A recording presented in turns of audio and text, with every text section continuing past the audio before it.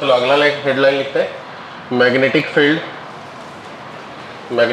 Moving charge, effect of current, permanent magnet. सब एक साथ हेडलाइन डाल दो।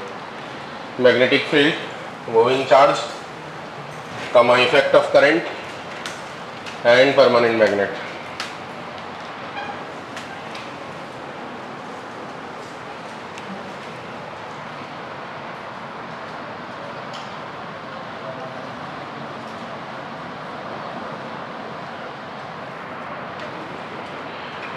मैग्नेटिक फील्ड होती है, इसे बी से डिनोट करते हैं। इसको दो प्रकार से डिनोट किया जाता है, क्रॉस या डॉट।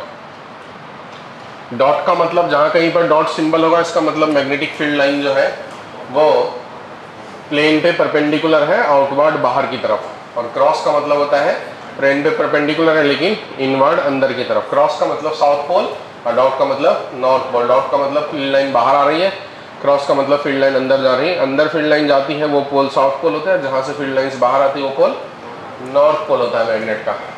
तो क्रॉस का मतलब होता है inward and perpendicular to surface, और इसका मतलब साउथ हो गया। और डॉट का मतलब नॉर्थ हो गया, इसका मतलब होगा आउटवर्ड बाहर की तरफ and perpendicular to surface. Magnetic field की वैल्यू कितनी होगी, इसे कैलकुलेट करने के लिए दो प्रकार के मैग्नेट यूज होते हैं। एक होता है magnetic effect due to current, मतलब मैग्नेटिक फील्ड जो करंट कैरिंग वायर की वजह से जनरेट होती वो। और दूसरा होता है magnetic field generated by permanent magnet. मतलब दो प्रकार की चीज़ें हम लोग पढ़ने वाले हैं।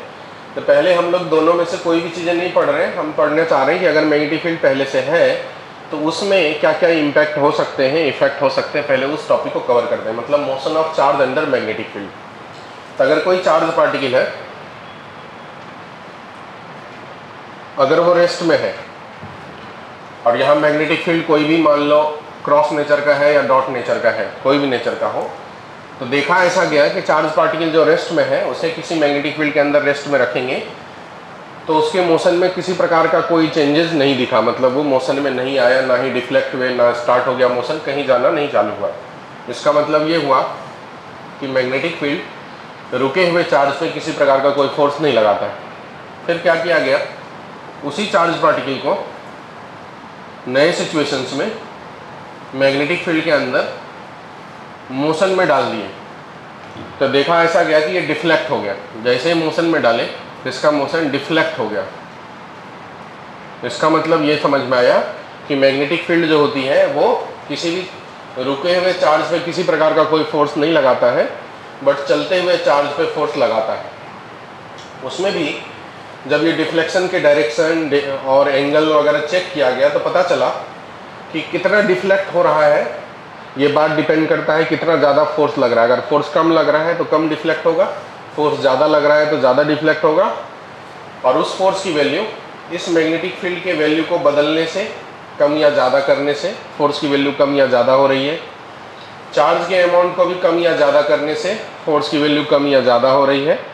चार्ज के सिंबल मतलब प्लस के जगह माइनस, नेचर बदलने से भी फोर्स के डिफ्लेक्शन के डायरेक्शन बदल रहे हैं। मतलब मान लो कि एक चार्ज राइट की तरफ डिफ्लेक्ट हो रहा है और अगर चार्ज का डायरेक्शन नेगेटिव कर दिया मैंने नेचर, तो वही लेफ्ट की तरफ डिफ्लेक्ट होना चालू होगा। मतलब जो फोर्स है, nature of charge, amount of charge, magnetic field, ये सब पे डिपेंड किया।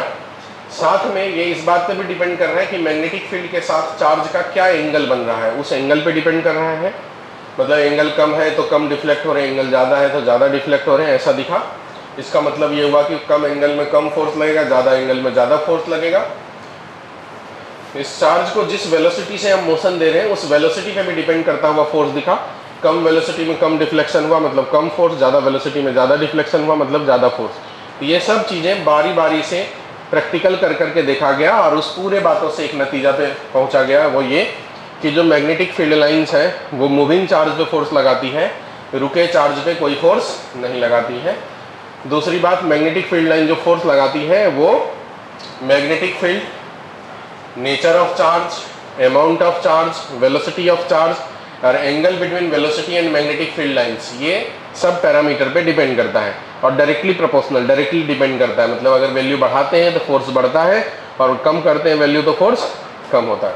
उस सब को जब मैथमेटिकल फॉर्मेट में लाने का प्रयास किया गया तो पता चला कि फोर्स का जो फॉर्मूला निकल के आया वो आया Q V B और साइन थीटा। ये वाला फॉर्मूला फोर्स का आ गया। इसका मतलब ये हुआ कि मान लीजिए कोई चार्ज है Q, जिसको हमने वेलोसिटी दी है इधर की तरफ V, मैग्नेटिक फील्ड इधर की तरफ है, तो ये हुआ दोनों के बीच का एंगल थीटा, ये हुआ V, ये हुआ B, ये हुआ चार्ज, और थीटा का ही साइन थीटा कंपोनेंट जो होगा फोर्स में आया। अब इस पूरे केस में जो चार्ज है वो स्केलर क्वांटिटी है, charge scalar quantity, velocity vector quantity है, मैग्नेटिक फील्ड भी वेक्टर क्वांटिटी है, मैग्नेटिक फील्ड एक्चुअली में एक्सियल वेक्टर है, और ये थीटा जो है दो वेक्टर के बीच का एंगल है, एंगल बिटवीन वेक्टर है, और फोर्स भी वेक्टर क्वांटिटी है। तो दो वेक्टर मिल करके वेक्टर बनेगा, ये तभी होगा जब वो क्रॉस प्रोडक्ट होता होगा, और क्रॉस प्रोडक्ट में ही साइन थीटा कंपोनेंट आते हैं, डॉट प्रोडक्ट में कॉस थीटा कंपोनेंट आता है।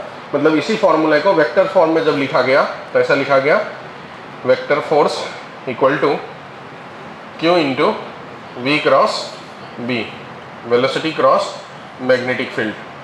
ये हुआ इसका वेक्टर फॉर्म। अगर किसी चार्ज के ऊपर मैग्नेटिक फील्ड के अलावा दूसरा भी कोई फोर्स हो तो उस फोर्स को भी नेट फोर्स में वेक्टर सम के हिसाब से हम लोग ऐड करते हैं। डायरेक्शन सेम हो तो ऐड कर देंगे, डायरेक्शन अपोजिट होगा तो माइनस कर देंगे, अगर डायरेक्शन अलग अलग होगा, कोई एंगल पे होगा तो वेक्टर का जो रिजल्टेंट का फॉर्मूला होता है उसके बेसिस पर हम निकालने का प्रयास करेंगे।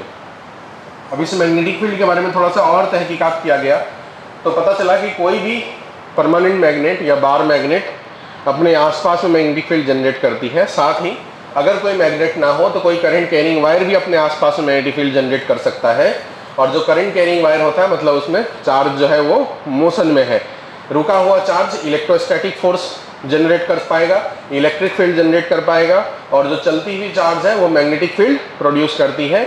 और मैग्नेटिक फील्ड के द्वारा लगने वाला फोर्स भी रुके हुए चार्ज पे नहीं लगता है, चलते हुए चार्ज पे लगता है। ठीक है, तो मतलब यहाँ से जो पूरी बात समझ में आई वो ये कि फील्ड भी जनरेट होगा मूविंग चार्ज से, और वो फोर्स भी लगाएगा किस पे, मूविंग चार्ज पे। अब हम लोग वेक्टर का कॉन्सेप्ट जानते हैं, जब कोई भी दो वेक्टर का क्रॉस प्रोडक्ट निकालते हैं, जैसे A क्रॉस B निकालते हैं हम लोग, तो हम लोगों ने पढ़े होंगे, नहीं तो मैं बता देता हूँ कि ये जो रिजल्टेंट होता है C, वो A और B दोनों पे परपेंडिकुलर होता है। मतलब A पे भी परपेंडिकुलर रहेगा और B पे भी परपेंडिकुलर रहेगा। ये वेक्टर का जो क्रॉस प्रोडक्ट है उसकी प्रॉपर्टी है। ऐसा ही कुछ यहाँ पर है, जहाँ पर V क्रॉस B जो है फोर्स है, इसका मतलब फोर्स हमेशा ही वेलोसिटी पे भी परपेंडिकुलर रहने वाला है और मैग्नेटिक फील्ड पे भी परपेंडिकुलर रहने वाला है। इसका मतलब ये हुआ, यहाँ से हम लोग कह सकते हैं मैग्नेटिक फोर्स ऑलवेज, हमेशा ही perpendicular to both velocity and magnetic field. इस दोनों वेक्टर पे हमेशा परपेंडिकुलर रहने वाला है। जब फोर्स और वेलोसिटी एक दूसरे पे परपेंडिकुलर होता है उस सिचुएशन में किसी प्रकार का कोई पावर जनरेशन नहीं होता, पावर कंजम्पशन नहीं होता। और पावर कंजम्पशन नहीं हुआ मतलब वर्क बाय टाइम को पावर कहते हैं, इसका मतलब वर्क भी नहीं होगा। वर्क नहीं होगा इसका मतलब किसी प्रकार का कोई काइनेटिक एनर्जी में बदलाव नहीं होगा। मतलब यहाँ से ये भी समझा जा सकता है कि मैग्नेटिक फोर्स कभी भी किसी भी सिचुएशन में किसी प्रकार का कोई वर्क डन नहीं करेगा। मैग्नेटिक फोर्स नेवर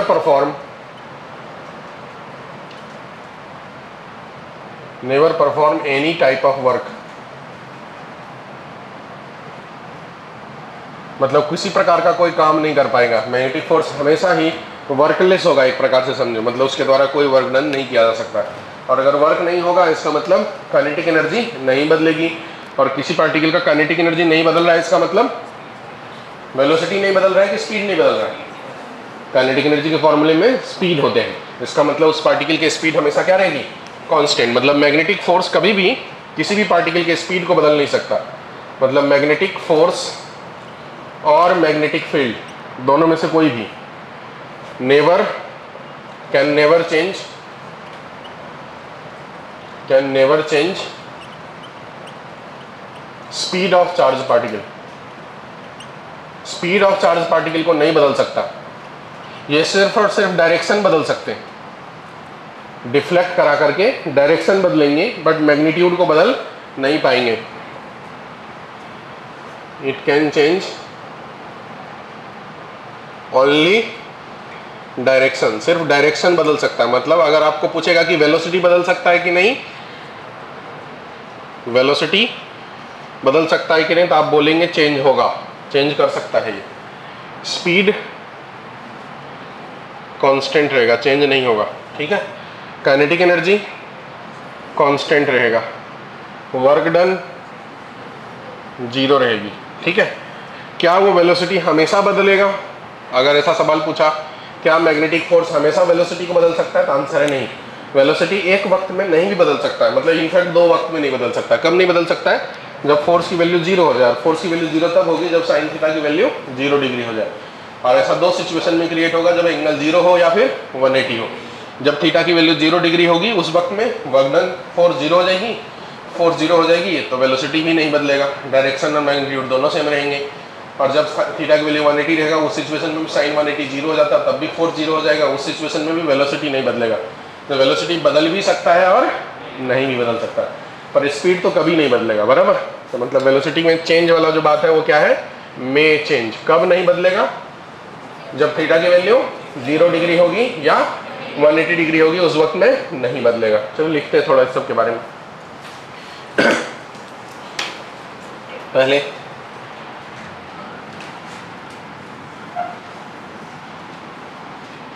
लिखो आप, magnetic field lines either produced by permanent bar magnet, magnetic field lines either produced by permanent bar magnet, permanent bar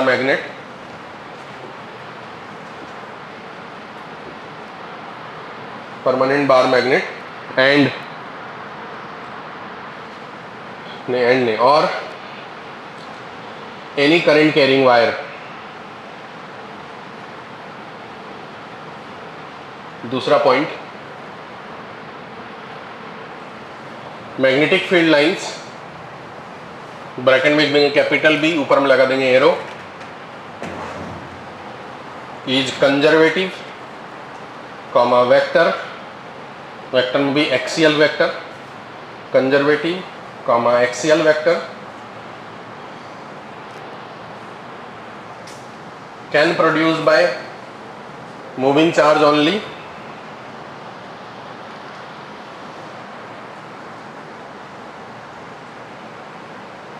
can generate force only on moving charge, can generate force only on moving charge, can generate force only on moving charge.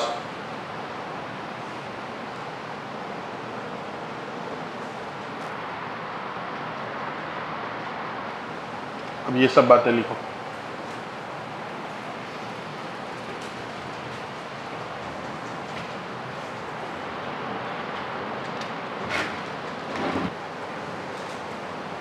हो गया, लिख लिए?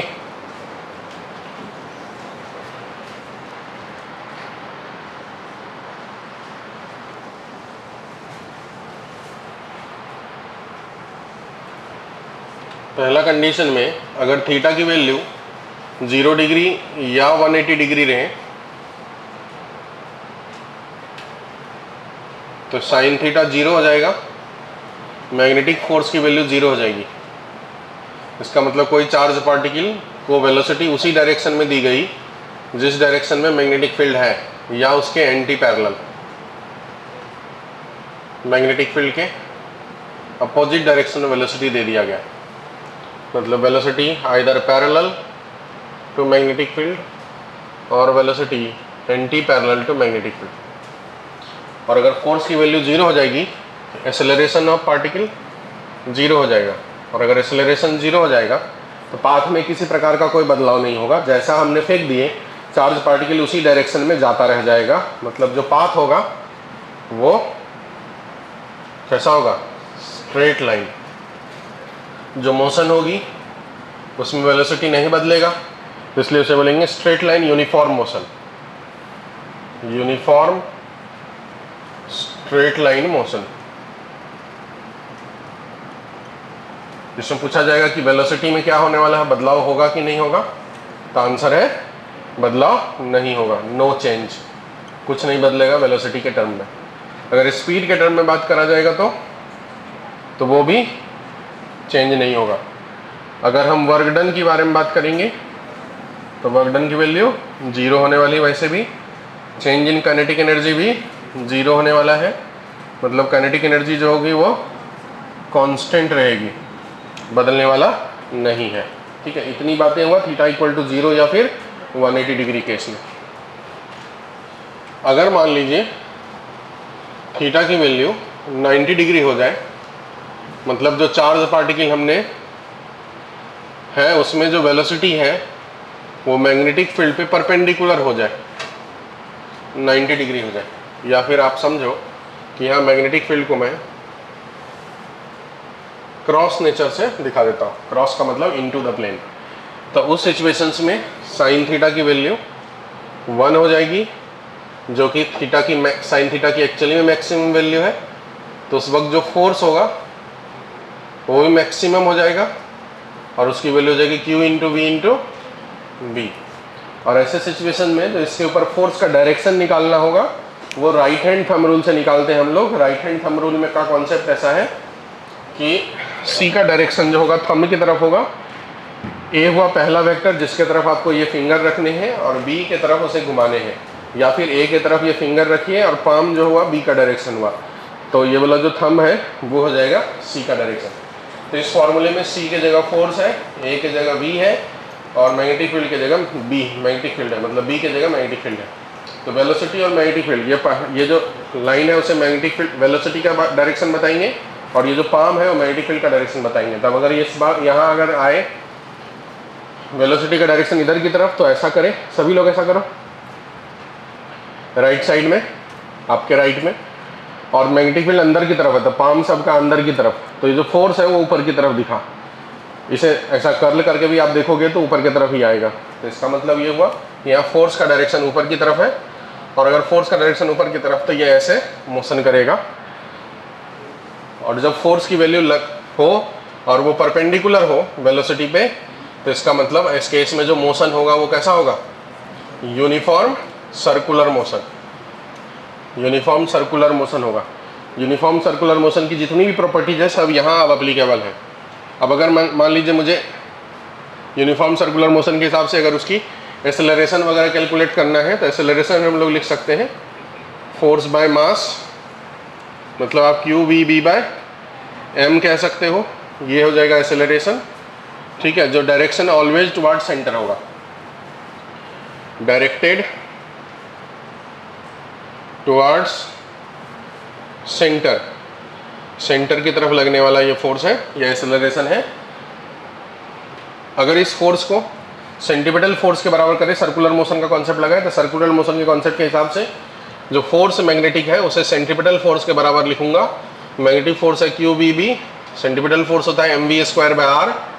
इसे हम अगर बराबर करेंगे तो v और v कैंसिल हो जाएगा, यहाँ से रेडियस ऑफ पाथ आ जाएगा mv/QB। तो जो सर्कुलर मोशन है उसकी रेडियस आ गया mv/QB। अगर हमको टाइम पीरियड निकालना हो तो टाइम पीरियड होता है total circumference 2πr by speed, फिर 2π/v, r की जगह mv/QB, यहाँ से v और v कैंसिल हो गया तो टाइम पीरियड का फॉर्मूला हो गया 2πm/QB, ये हो गया टाइम पीरियड। और अगर इसका रेसिप्रोकल फ्रीक्वेंसी निकालना हो, जैसे साइक्लोट्रॉन फ्रीक्वेंसी कहते हैं, वो हो जाएगा QB/2πm। इसी बात को ये mv को मोमेंटम कहते हैं, p/QB कह सकते हैं।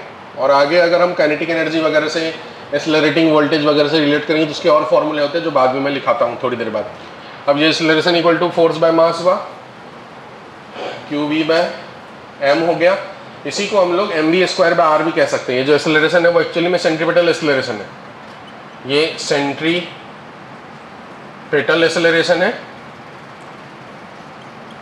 इसी को v² हम लोग r भी कहते हैं।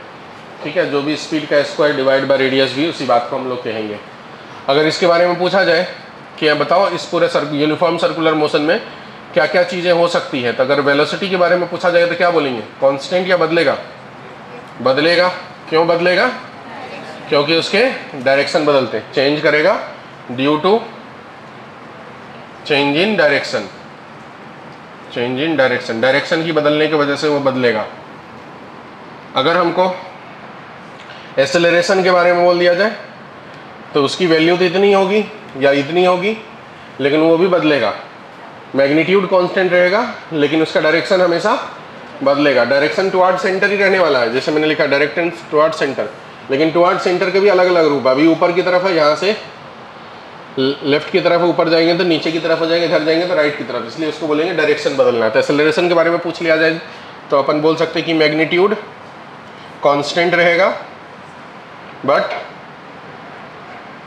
डायरेक्शन क्या होगा, बदलेगा। तो अगर आपको एक्सेलरेशन के बारे में पूछा जाएगा तो आप बोलेंगे डायरेक्शन बदल रहा है। स्पीड के बारे में पूछा जाए तो speed constant, work done 0, kinetic energy constant. ये सब बातें आपको यूनिफॉर्म सर्कुलर मोशन की जितनी प्रॉपर्टीज है सब इसके साथ रिलेट हो सकता है। ठीक है, चलो इतनी बातें लिखते हैं।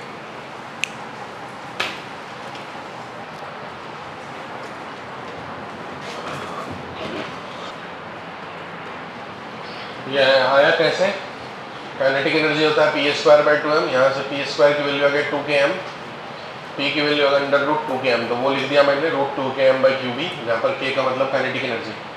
फिर काइनेटिक एनर्जी को ही चार्ज इंटू वोल्टेज लिख सकते हैं, तो काइनेटिक एनर्जी जहाँ है उसके जगह पे चार्ज इंटू वोल्टेज लिख दिया, और ये जो qb है उससे डिवाइड करेंगे अगर इस पूरा टर्म में तो रेडियस आ जाएगा।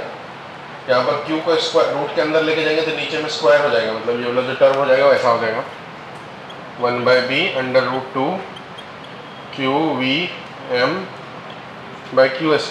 यहाँ से एक q कैंसिल हो जाएंगे तो नीचे एक q बच जाएगा। वही बातें मैंने वन में लिख दिया। यहाँ पर v का मतलब एक्सेलरेटिंग वोल्टेज, किसी चार्ज पार्टिकल को जिस वोल्टेज से हम एक्सेलरेट करेंगे तब का सिचुएशन है वो।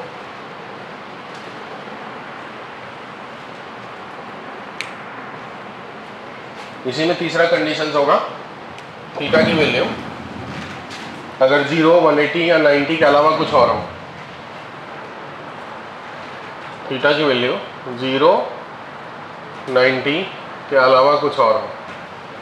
तो जैसे कोई चार्ज पार्टिकल है, इसको वेलोसिटी दिया मैंने v, और वो मैग्नेटिक फील्ड के साथ एंगल थीटा पे है, तो v का दो कंपोनेंट बनेगा। ये हो गया v cos थीटा और ये वाला कंपोनेंट हो जाएगा v sin थीटा। इसे परपेंडिकुलर कंपोनेंट बोलेंगे हम लोग और इसे पैरेलल कंपोनेंट बोलेंगे।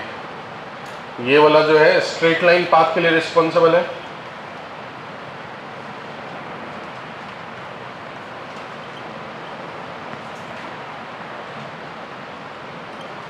और ये वाला जो है कंपोनेंट वो सर्कुलर मोशन के लिए रिस्पॉन्सिबल है।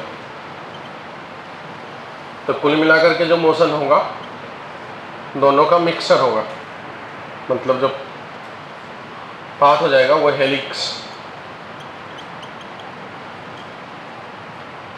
बोलते हैं या स्पाइरल बोलते हैं उसे, और हेलिकल। ऐसा इस प्रकार से चार्ज पार्टिकल जैसे यहाँ से स्टार्ट हुआ ऐसे ऐसे ऐसे ऐसे स्ट्रिंग की तरफ आगे बढ़ेगा। इसमें आगे जाने के लिए ये रिस्पॉन्सिबल है और घूमने के लिए ये रिस्पॉन्सिबल है। तो इसलिए इसकी जो रेडियस होगी इस पाथ का उसका फॉर्मूला हो जाएगा m इंटू परपेंडिकुलर कंपोनेंट मतलब v sin θ/qb। Time period जो है एक्चुअली वेलोसिटी पे डिपेंड करता नहीं, तो उसका फॉर्मूला जो है पहले जैसा था वैसा ही रहेगा 2πm/qb। टाइम पीरियड और फ्रीक्वेंसी जो है वो डिपेंड नहीं करता वेलोसिटी पे, इसलिए सेम फॉर्मूला है। और इस प्रोसेस में पार्टिकल जो यहाँ से चल के यहाँ आया एक टाइम पीरियड में उसे कहते हैं पिच, और ये होता है v cos θ इंटू टाइम और पैरेलल कंपोनेंट इंटू टाइम, मतलब टाइम की जगह ये टर्म रख देंगे जिसका फॉर्मूला हो जाएगा 2πm v cos θ/qb। ये हो गया पिच का लेंथ। कई बार जो है पिच बोलेगा निकालने के लिए। तो चलो ये साथ भी तीसरा कंडीशन भी लिख डालें आप।